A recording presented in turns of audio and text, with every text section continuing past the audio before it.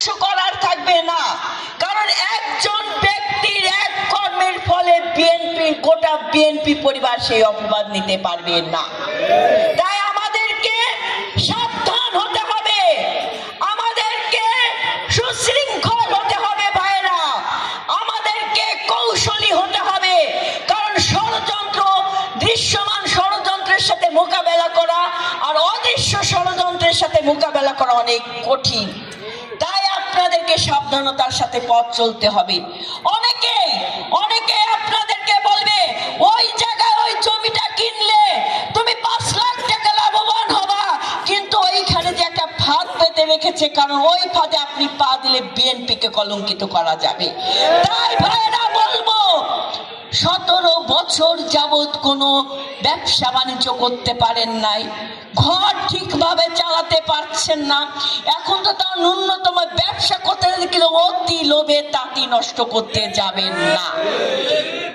এই জিনিসগুলো মাথায় রাখবেন, এই কথাগুলো মাথায় রাখবেন। একটা জিনিস মাথায় রাখেন, আগামী দিন জাতীয় নির্বাচন, এই ডিসেম্বরের নাগাদই জাতীয় নির্বাচনের কথা বিএনপি বলছে। এটা আমাদের জনগণের সমর্থন নিয়ে আমাদের এই লড়াই চলতে হবে, এই লড়াইকে আরো চাঙ্গা করতে হবে। আমরা ডিসেম্বরের মধ্যেই আমরা নির্বাচন চাই, আমরা ক্ষমতায় যাওয়ার জন্য নির্বাচন চাচ্ছি না, আমরা জনগণের অধিকার পূর্ণ প্রতিষ্ঠা করার জন্য নির্বাচন চাচ্ছি। আমরা নির্বাচনটা তাড়াতাড়ি চাই এই কারণে, যাতে কোনো ষড়যন্ত্রকারীরা ওই নির্বাচন, জনগণের অধিকারকে আর প্রলম্বিত করতে না পারে ভাইয়েরা। তাই আপনাদেরকে বলবো, নির্বাচনকে সামনে রেখে সাংগঠনিক দক্ষতাকে বৃদ্ধি করেন, নিজেদের মধ্যে কমিটেড তৈরি করেন। একটা দলের নেতা কর্মীরা যদি কমিটেড থাকে, তারা যদি ঐক্যবদ্ধ থাকে, সেই দলকে কেউ হারাতে পারে না ভাইয়েরা।